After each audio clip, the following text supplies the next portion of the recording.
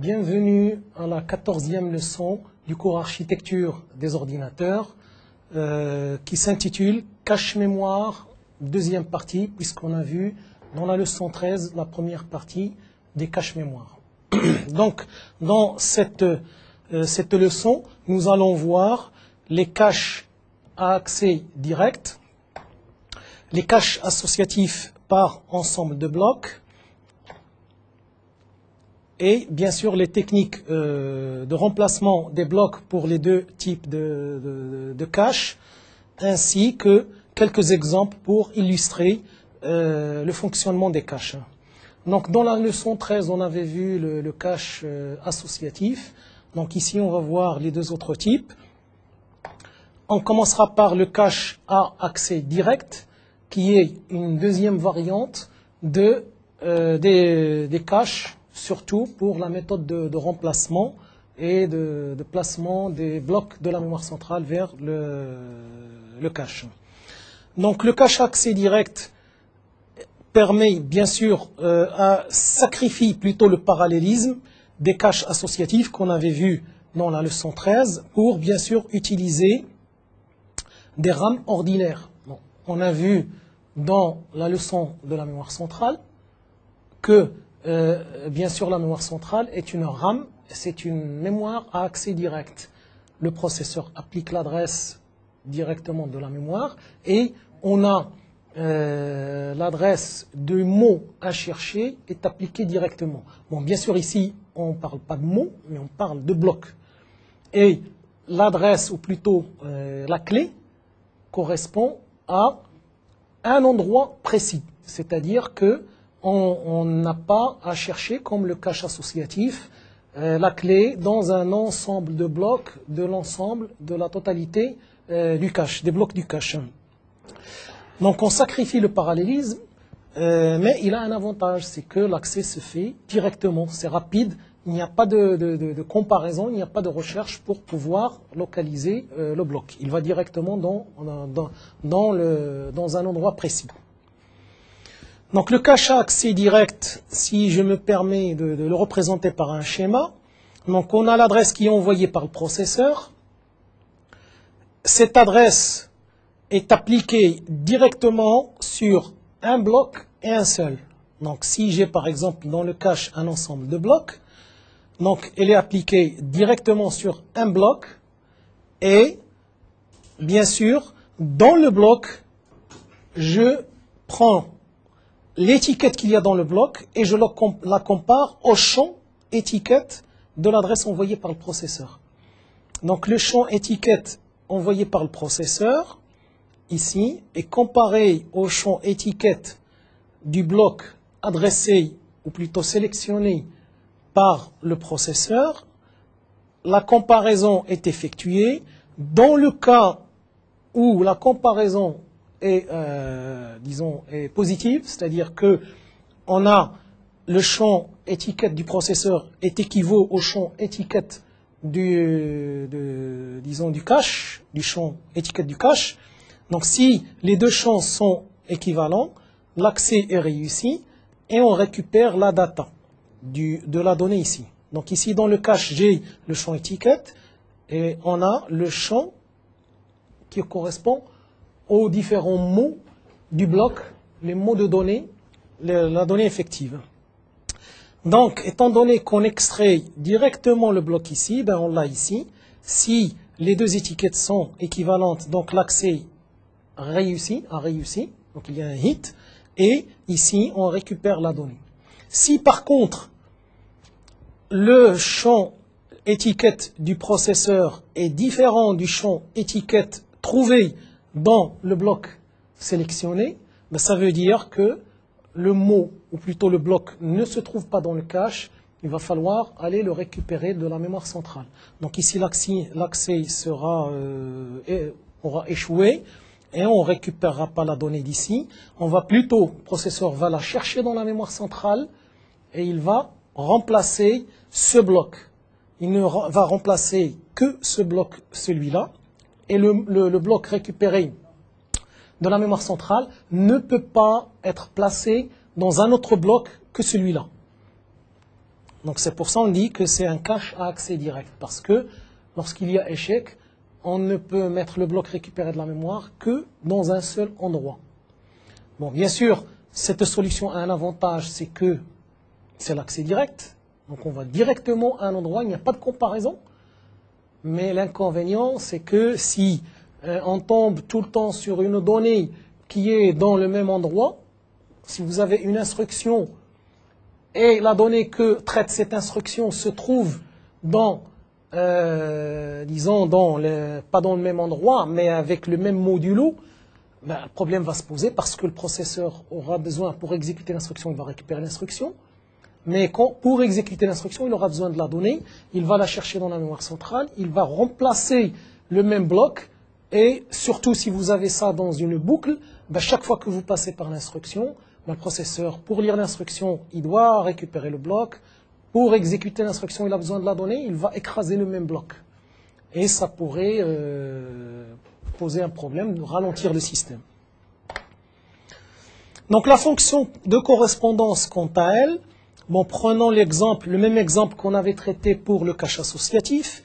Donc on a notre mémoire centrale de 16 bits qui sera découpée en 120, plutôt on a notre cache à accès direct à 128 blocs ici, et chaque bloc dispose de ses mots mémoire et la mémoire est de 16 bits bien sûr. Donc c'est une mémoire de 16 bits d'adresse.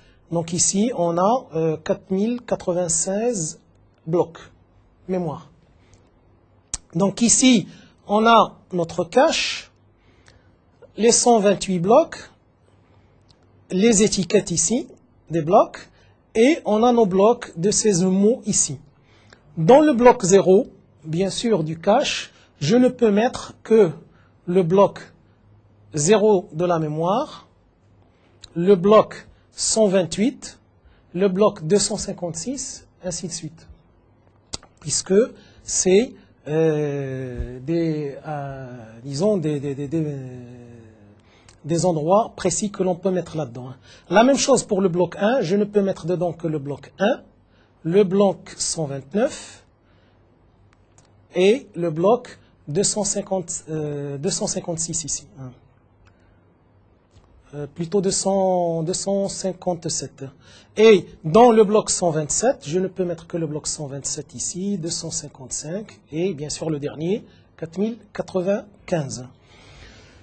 Évidemment, ici, puisqu'il y a différents blocs de la mémoire qui peuvent être placés dans le même bloc ici du cache, donc l'exemple que je vous ai donné tout à l'heure, si par exemple l'instruction se trouve ici dans ce bloc et la donnée que traite cette instruction se trouve dans ce bloc, ben forcément le processeur va récupérer l'instruction, elle sera dans le bloc ici, mais le problème c'est que lorsqu'il voudra traiter la donnée par exemple, il va aller il ne va pas la trouver puisque ce bloc est occupé par le bloc 0 de la mémoire centrale.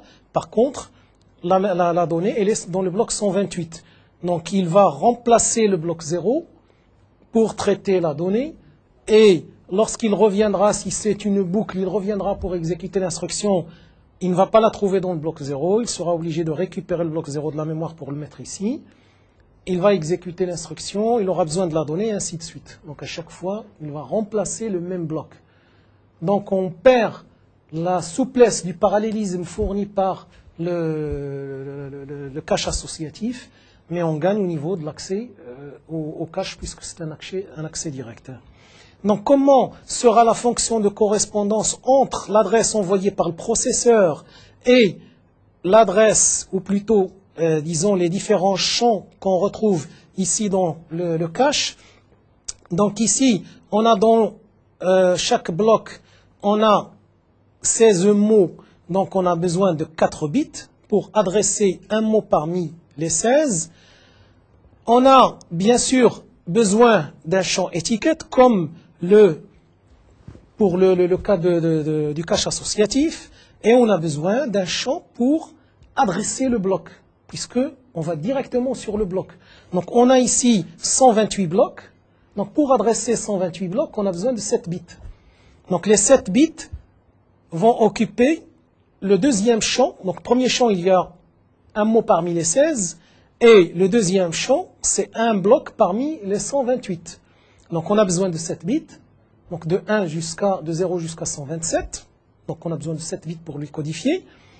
Et ce champ nous permet d'aller directement prendre un bloc parmi les 128.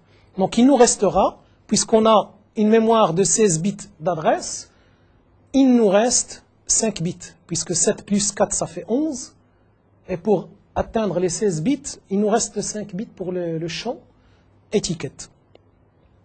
Donc, ici, le processeur va, dans un premier temps, envoyer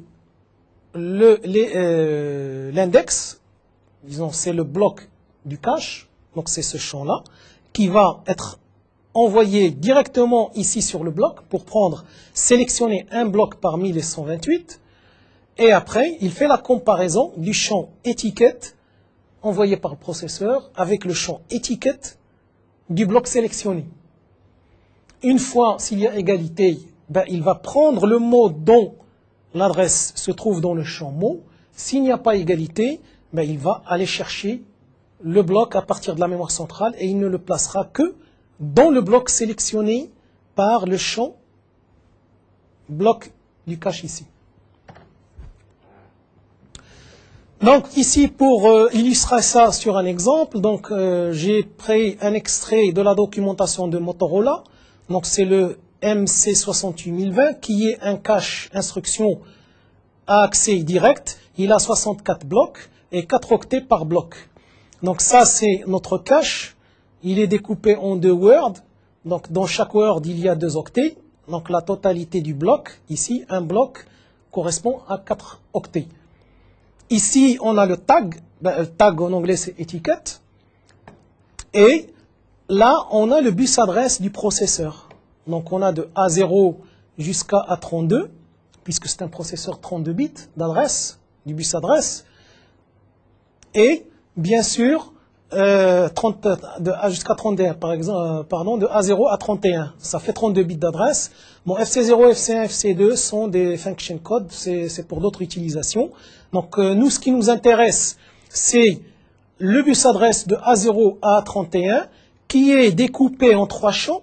Donc on a le premier champ, c'est pour sélectionner un mot parmi, ou plutôt un word parmi les 4 words, un octet parmi les 4, ou alors un word parmi les 2, puisque c'est un cache instruction.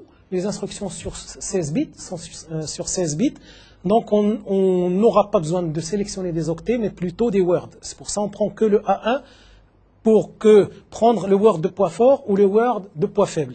Et ici, l'index nous permet de sélectionner un bloc parmi les 64, puisqu'il a 64 blocs. Donc on a une étiquette associée à chaque bloc. Donc le bloc 0, il a l'étiquette 0. Le bloc ici, c'est l'étiquette du bloc 0, l'étiquette du bloc 1 jusqu'à l'étiquette du bloc 63 ici. Ça fait 64 en total. Et bien sûr, le processeur, lorsqu'il envoie une adresse, donc l'index pointe directement sur un bloc parmi les 64, donc one of 64, et lorsqu'il sélectionne la ligne correspondant au bloc, on a l'étiquette ici et on a la donnée ici. Qu'est-ce qu'il fait? Il prend le champ tag, le champ étiquette du processeur, et il la compare au champ tag, moyennant ce comparateur, il la compare au champ étiquette ici du bloc sélectionné. Donc le champ tag envoyé par le processeur est comparé au champ tag du bloc sélectionné. S'il y a égalité, donc il y a hit, on va récupérer le mot. Si il n'y a pas égalité, on ne va pas récupérer de données, mais on va lancer la technique de remplacement et on récupère le bloc de la mémoire centrale et on l'entre via cette ligne pour replacer replacement data pour replacer le bloc dans lequel on a échoué au niveau de la recherche dans la mémoire centrale, dans le cache mémoire. Donc on constate bien ici la séparation entre les champs, donc champ étiquette, champ index, index bien sûr numéro de bloc parmi l'ensemble des blocs ici, un bloc parmi les 64, et ici un word parmi les deux. C'est un cache instruction. Bien sûr le 68020 adresse des octets, peut agir sur des octets, des words, des long words et même des doubles. Et bien sûr, ici, les instructions, on n'a pas moins de 1 word sur une instruction, hein, puisque la donnée, l'instruction, c'est un code d'opération, c'est un word. Donc le deuxième type, c'est le cache associatif par ensemble de blocs. Donc plutôt, c'est le troisième type, puisqu'on a vu le cache associatif, on a vu le cache à accès direct, et on a le cache associatif par ensemble de blocs. C'est un cache qui se situe entre les deux, donc il a les avantages des deux, et vu que le premier, le cache associatif, a un avantage du parallélisme, donc on a un choix, ou plutôt on a une souplesse de l'endroit où on peut mettre notre mot, plutôt notre bloc. Par contre, pour le cache à accès direct, on n'a pas de choix. Donc chaque bloc de la mémoire centrale a un emplacement et un seul dans le cache mémoire. Donc ici, avec ce cache, le cache associatif par ensemble de blocs nous permet bien sûr de placer des mots mémoire, les mots mémoire placés dans le cache n'importe où dans un ensemble de blocs. Donc au lieu de le mettre n'importe où dans le cache comme ce qui est le cas pour l'associatif, on va découper le cache en plusieurs ensembles. Donc supposons qu'on a un cache à 16 avec 16 blocs, donc on va mettre par exemple des ensembles de 4 blocs. Donc l'accès direct se fait un ensemble, et à l'intérieur de cet ensemble, on utilise le mécanisme d'associatif, le mécanisme de l'accès associatif, du cache associatif. Donc pour illustrer ça, on prend l'exemple d'un cache qui a 4 blocs par exemple. On a la mémoire centrale et on veut utiliser le mécanisme de cache associatif par ensemble de blocs et on met dans chaque ensemble 2 blocs par exemple. Donc on va définir les 2 premiers blocs comme un ensemble, l'ensemble 0, et les 2 blocs qui suivent sont le bloc numéro 1.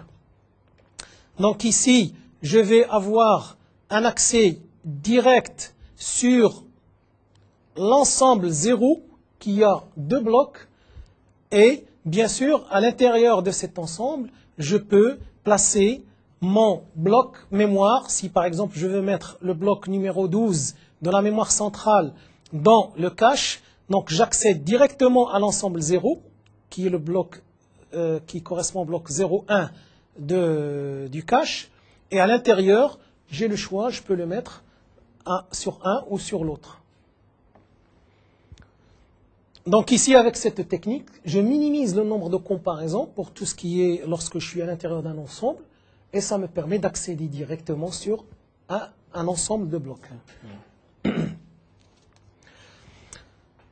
Donc c'est un compromis, bien sûr, entre le cache associatif et le cache à accès direct, et bien sûr, pour schématiser comment fonctionne ce cache, donc on a ici le processeur envoie l'adresse vers un ensemble de blocs. Donc j'ai ici en vert, c'est le cache, et ça c'est les différents blocs du cache. Donc l'adresse est envoyée en direct sur un ensemble de blocs. Donc je peux avoir un bloc ici, un deuxième bloc là. Et au niveau de la comparaison, donc ça c'est l'accès direct, et j'effectue la comparaison uniquement sur l'ensemble, les blocs de l'ensemble. Je ne fais pas la comparaison sur la totalité des blocs. Donc la comparaison va se faire uniquement sur l'étiquette de ce bloc ici et l'étiquette de ce bloc-là. Donc si il y a égalité là ou là, ben, je vais avoir un accès réussi et je pourrai récupérer ma donnée. Si par contre je n'ai égalité ni là ni là, ben, ça veut dire que le bloc ou plutôt la donnée que je cherche, n'existe dans aucun bloc de l'ensemble sélectionné. Donc il va falloir la récupérer de la mémoire centrale et la placer dans l'un des blocs ici. Et la technique de remplacement, on verra plus tard comment les concepteurs de machines ont fait pour optimiser le remplacement des blocs.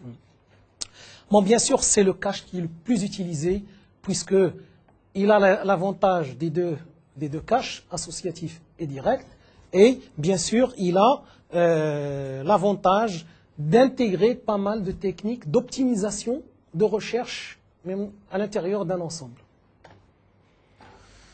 Donc la fonction de correspondance dans ce cas du cache associatif par ensemble de blocs, prenons un exemple d'un cache qui a 64 ensembles, 2 blocs par ensemble, 16 mots par bloc, mémoire, bien sûr, dont notre mémoire a 16 bits dans le bus d'adresse, comme ce qu'on a pris le cas pour les deux exemples précédents, pour le cache associatif et le cache à accès direct. Donc ici, on a notre mémoire qui a un bus adresse de 16 bits. On a notre cache et ici, on a l'ensemble les 64 ensembles qui composent notre bloc. Donc chaque ensemble correspond à deux blocs. Donc le bloc 0 ici, la même chose que l'accès direct, peut être placé dans le bloc 0 ou le bloc 1. De même pour le bloc 128, je peux le placer dans le bloc 0 ou le bloc 1. Le bloc 1, je peux le placer de la mémoire centrale, je peux le placer dans le bloc 2 ou le bloc 3 du cache. Et le bloc 63 ici, je peux le placer dans le bloc 126 ou dans le bloc 128. Donc j'ai un certain nombre de blocs ici de la mémoire centrale que je peux placer. Mais cette fois-ci, je n'ai pas un emplacement seul pour les blocs mémoire, mais j'ai le choix entre deux blocs. Si j'ai un ensemble de plusieurs blocs, de 3 ou 4, ben j'ai bien sûr plus de choix. Et bien sûr, j'ai une étiquette ici pour 2 blocs. Donc ici, j'ai 64 blocs qui sont composés qui composent le cache mémoire. Donc, et bien sûr, mon adresse sera composée toujours des 4 bits qui me permettent ici, au niveau du mot, de sélectionner un mot parmi les 16 mots du bloc du cache. Puisque j'ai 64 ensembles, donc je dois disposer de 6 bits pour sélectionner un ensemble parmi les 64. Donc ici, avec ce champ, ça me permet d'accéder directement à un ensemble.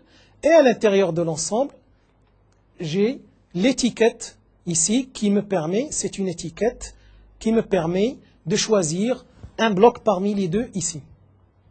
Donc aussi, j'ai besoin du complément, puisque j'ai 4 bits qui me permettent de sélectionner un bloc parmi les 16. Ici, ça fait 4 bits. J'ai 64 blocs, donc ça me fait 6 bits. L'ensemble me fait 10 bits. Donc, pour atteindre l'adresse que j'applique ici à la mémoire de 16 bits, il ne me reste que 6 bits. Donc, les 6 bits seront utilisés comme étiquette ici pour sélectionner un bloc parmi les deux qui composent l'ensemble. Donc, pour illustrer un exemple, on va prendre le cache associatif par ensemble de blocs, c'est-à-dire le cache du 68060 qui comprend 128 ensembles, 4 blocs de 16 octets par ensemble.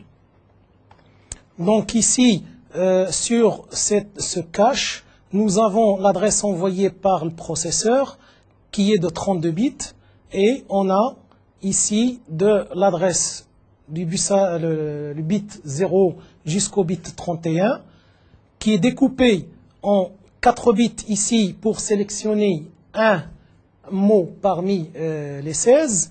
On a ici du bit 4 jusqu'au bit 10 pour sélectionner un bit parmi les 128 et on a le reste pour l'étiquette. Donc ici pour voir comment ça marche, donc on a le cache est composé de 4 ici blocs superposés et on a ici l'ensemble, les 128 ensemble. Donc le processeur, lorsqu'il veut sélectionner ici une donnée, il envoie le numéro de l'ensemble par du 70 jusqu'à 728 et dans chaque ensemble, on a 4 blocs superposés. Donc si par exemple il veut sélectionner l'ensemble 1, donc dans l'ensemble 1, on a l'étiquette ici du premier bloc, quelques informations d'état du cache et les 4 words, ça fait 16 bits du premier bloc. Donc on a la même chose dans le deuxième volet, la même chose dans le troisième bloc et la même chose dans le quatrième bloc. Donc lorsque le processeur envoie une adresse, donc on a le tag ici, c'est l'étiquette qui est envoyée à partir du processeur et elle va être comparée grâce à ce comparateur par rapport au contenu du bloc sélectionné dans disons de l'ensemble sélectionné. Donc il va faire la comparaison avec l'étiquette du premier bloc de l'ensemble 1.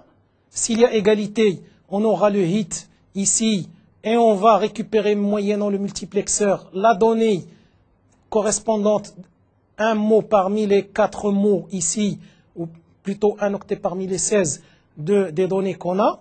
S'il n'y a pas égalité, il va passer au second, il va comparer.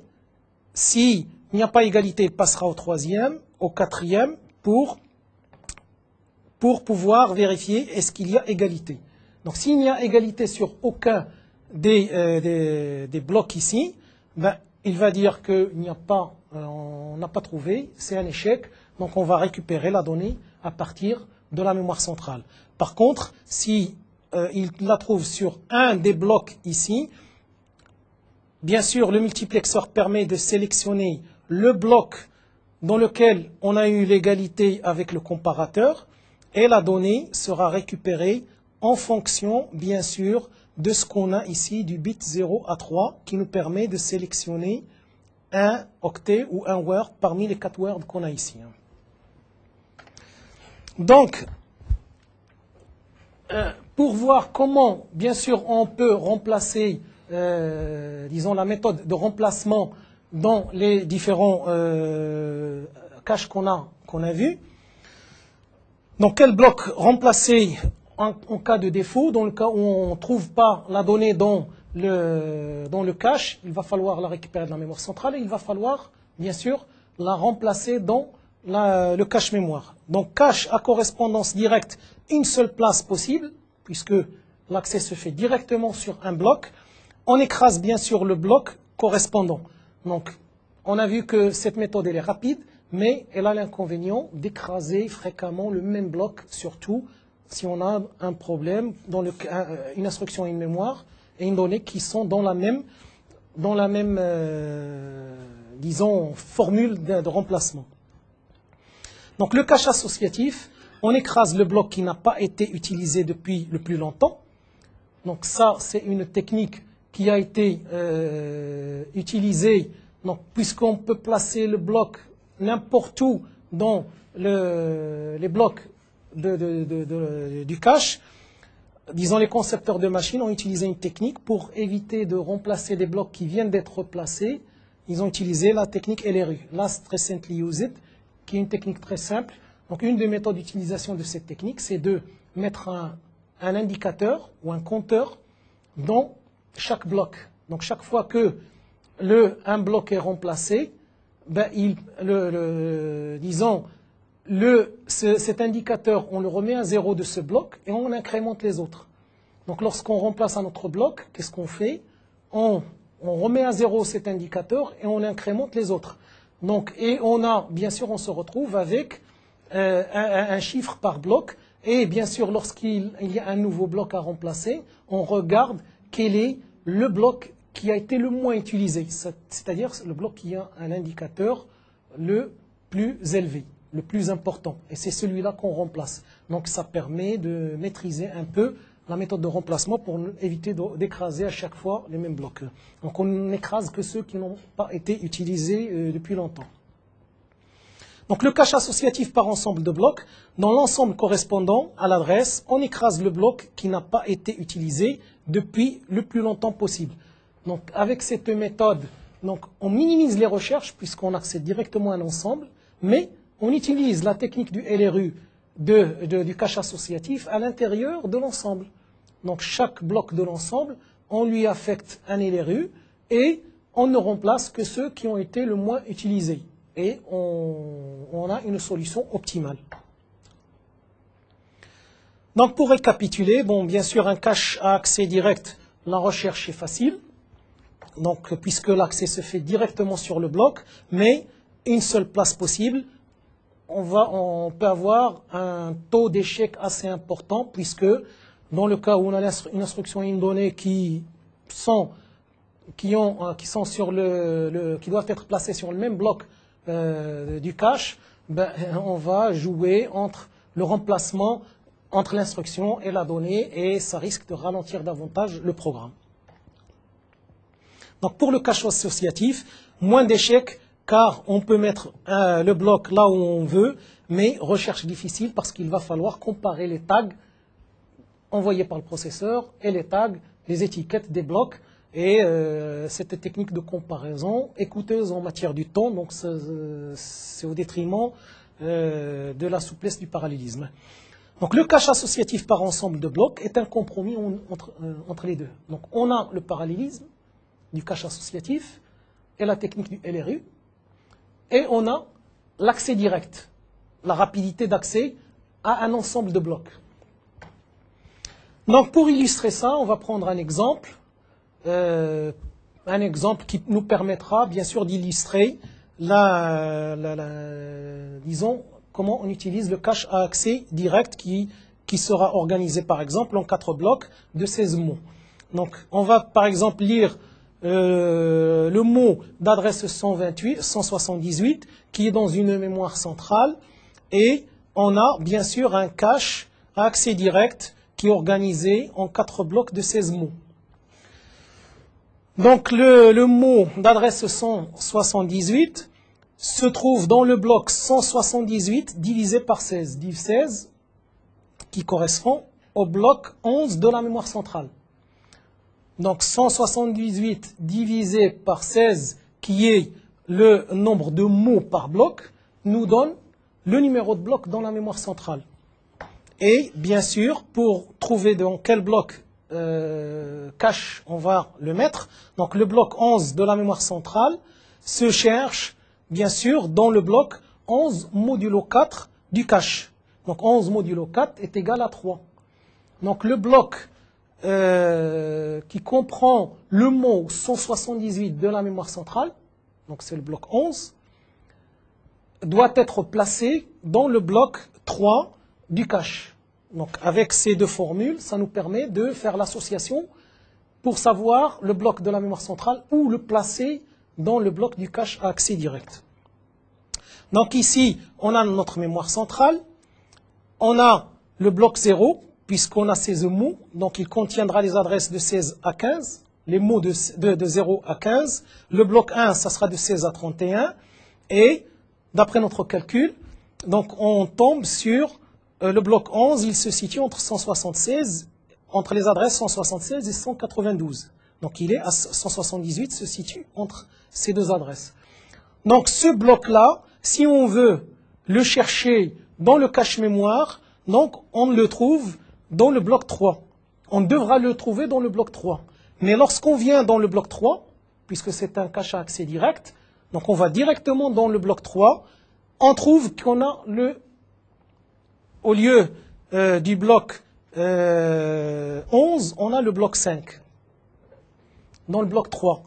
Donc, il y aura échec et il va falloir remplacer ce bloc-là par le bloc 11 de la mémoire centrale. Donc, on prend le bloc 11 de la mémoire centrale et on écrase le bloc 5 qui est ici dans le bloc 3 de la mémoire cache. Puisque, d'après notre calcul, le mot 178 qui se situe dans le bloc 11 de la mémoire centrale devra être cherché dans le bloc numéro 3 de la mémoire cache.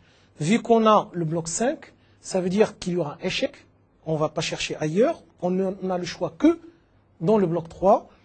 Et il va falloir l'écraser avec le nouveau bloc.